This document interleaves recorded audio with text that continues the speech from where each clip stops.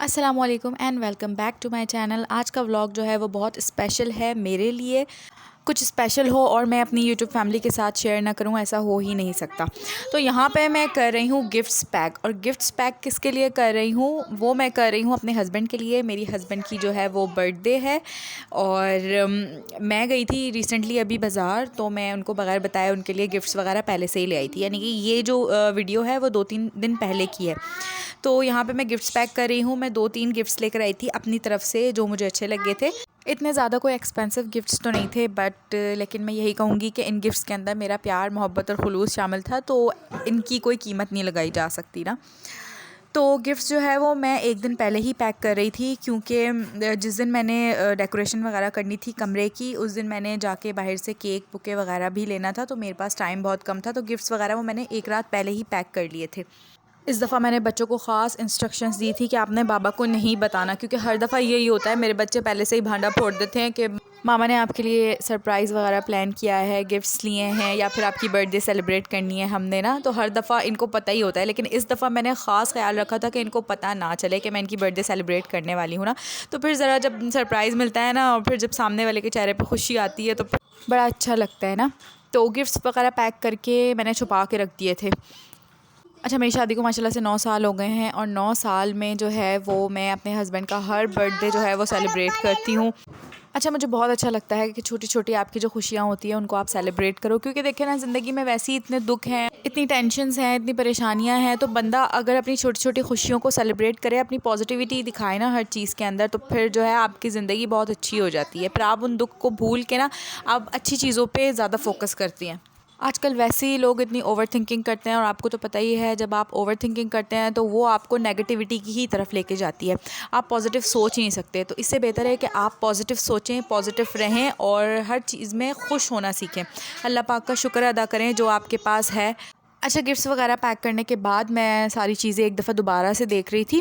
ये सारी चीज़ें भी मैं लेकर आ गई थी, बैलून्स वगैरह डेकोरेशन के लिए। ये मैं सारी चीज़ें डॉलर शॉप से लेकर आई थी, और वहाँ पे इतनी प्यारी प्यारी चीज़ें थी डेकोरेशन के लिए, मेरा दिल चाह रहा था कि मैं पूरी दुकान ही परचेज़ कर लूँ। फिर मैंने सोचा चलो सफ़ूरा कुछ क्रिएटिव करते हैं, तो फिर यहाँ पे मैंने बनाया विंटेज लेटर, जो आजकल रिसेंटली बहुत वायरल था। तो मैंने कहा चलो अपनी मोहब्बत का इज़हार करने के लिए अपने हस्बैंड के लिए मैं एक लव लेटर बनाती हूँ। जब आप अपने बंदे से सेटिस्फाइड होते हो और खुश होते हो अपनी ज़िंदगी से, अपनी मैरिड लाइफ से खुश होते हो, तो आपका बस नहीं चल रहा होता कि आप अपने बंदे के कदमों के नीचे ना फूल बिछा दो।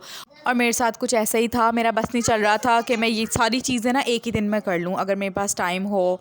अच्छा, मैं ऐसी ही हूँ, मैं किसी के लिए भी कुछ भी करती हूँ ना, मैं बहुत एफ़र्ट्स के साथ करती हूँ, बहुत दिल से करती हूँ। मैं उसमें पैसे नहीं देखती, मैं उसमें मेहनत नहीं देखती। मैं हर चीज़ जो है वो दिल से करती हूँ कि सामने वाला बंदा जो है वो खुश होने वाला हो। और बात यहाँ पे मेरे हस्बैंड की थी, तो मैंने सोचा नहीं भाई, मेरा बस चल रहा था कि मैं चाँद तारे तोड़ के ले आऊँ।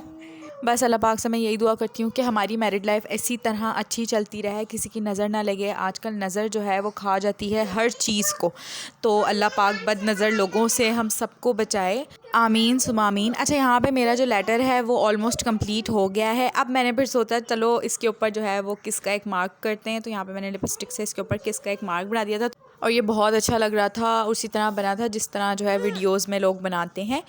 तो ये थी इसकी फ़ाइनल लुक। अच्छा, जल्दी जल्दी सब मेरे चैनल को सब्सक्राइब कर लीजिए जिन्होंने नहीं किया हुआ, ताकि मेरी आने वाली हर वीडियोज़ आप तक पहुँच सकें। और मेरा एक भी सब्सक्राइबर बढ़ता है तो मैं बहुत ज़्यादा मोटिवेट होती हूँ, मुझे बहुत ज़्यादा हिम्मत मिलती है वीडियोज़ बनाने की। अपनी जो है वो टफ़ शेड्यूल को मैं साइड पे रख के फिर भी आप लोगों के लिए वीडियोज़ बनाती हूँ। तो प्लीज़ मेरे चैनल को सब्सक्राइब कर लीजिए। अच्छा, अब बारी थी केक और बुके वगैरह, फ़्लावर्स वगैरह मैं लेने के लिए चली गई थी बाज़ार। ये दूसरा दिन है। फ़र्स्ट डे में मैंने गिफ्ट्स वगैरह पैक कर लिए थे, लेटर वगैरह बना लिया था, तो मैं यहाँ पे फ़्लावर्स वगैरह लेने गई थी। अच्छा, हर साल ना मैं केक खुद ही बनाती हूँ घर पे, लेकिन इस साल ऐसा हुआ कि मेरे पास टाइम भी नहीं था, ऊपर से आयमा छोटी थी, तो फिर टाइम को मैनेज करना मेरे लिए बहुत मुश्किल हो रहा था। तो मैंने फिर केक जो है वो बाहर से ही परचेज़ कर लिया था, और ये मेरी सबसे बड़ी गलती थी कि मैंने बाहर से परचेज़ किया।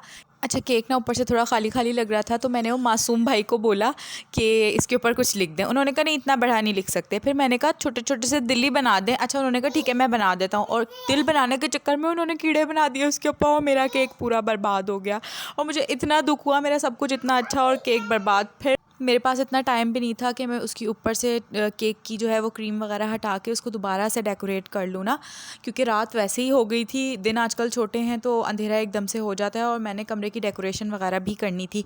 तो जैसे तैसे केक तो मैं ले आई थी और उससे मैं थोड़ी सी क्रीम जो है वो ऊपर डलवा के ले आई थी ना, तो मैंने कहा था मैं उसको स्प्रेड करके उसको सही कर दूँगी।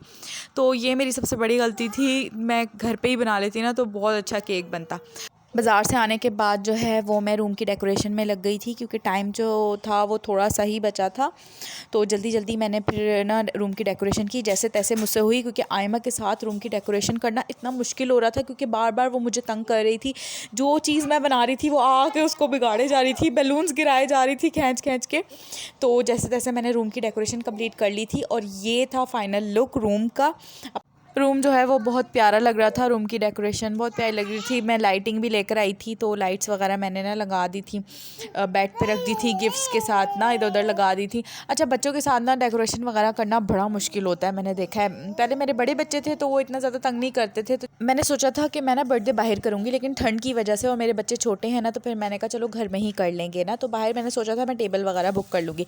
हस्बैंड फिर आ गए थे, फिर मैंने उन्हें फूल दे के रिसीव किया था। खैर वो समझ तो गए थे बाहर से ही मेरी ड्रेसिंग वगैरह देख के कि हाँ जी कुछ स्पेशल है। फिर जी रूम देख के वो बड़ा खुश हो गए थे, बहुत ज़्यादा सरप्राइज़ हो गए थे। अच्छा, उमैमा ने भी जो है वो अपने बाबा के लिए बर्थडे कार्ड बनाया हुआ था स्पेशल ना, तो वो उसने अपने बाबा को दिया। बहुत प्यारा सा कार्ड बनाया हुआ था और कार्ड के अंदर उसने बाबा को भी बनाया हुआ था ना, बहुत क्यूट से बाबा बनाए हुए थे। तो फिर उसके बाद हमने केक कट किया और अच्छा, हम अपनी खुशियों में अपने ससुर को ज़रूर शामिल करते हैं, क्योंकि मेरे ससुर मेरे साथ रहते हैं, तो हम अपनी छोटी छोटी खुशियों को उनके साथ जो है वो सेलिब्रेट करते हैं। तो मैं आप सबको भी यही एडवाइस दूंगी कि अपनी छोटी छोटी खुशियों को सेलिब्रेट किया करें, क्योंकि ज़िंदगी बहुत थोड़ी है, आपको नहीं पता कि कल आप ज़िंदा होंगे या नहीं होंगे। अच्छा, केक वगैरह कट कर लिया था हमने और जो है केक जो था वो वैसे मज़े का था। ऊपर से खैर उसकी डेकोरेशन अच्छी नहीं थी, लेकिन टेस्ट में बड़े मज़े का था। फिर बारी थी गिफ्ट्स को ओपन करने की, तो एक एक करके सारे गिफ्ट्स हस्बैंड जो है वो ओपन कर रहे थे और मुझे बस यही था कि हस्बैंड को पसंद आ जाए। तो लेकिन उनको बहुत अच्छे लगे थे गिफ्ट्स वगैरह, वो बहुत ज़्यादा खुश हो गए थे ना। तो बस यही होती हैं हमारी छोटी छोटी खुशियाँ जो मैं आपके साथ जो है वो शेयर करती हूँ। तो बस ये थी आज की वीडियो, यहाँ पे मैं अपने व्लॉग को एंड करूँगी। इंशाल्लाह मिलेंगे नेक्स्ट व्लॉग में। मेरी वीडियो को लाइक शेयर एंड सब्सक्राइब ज़रूर कीजिएगा। अब आयमा भी फेडअप हो गई है कि मम्मा कब मोबाइल छोड़ोगी, तो बस फिर मिलते हैं नेक्स्ट वीडियो में। अल्लाह हाफ़िज़, अपना बहुत ज़्यादा ख्याल रखिएगा।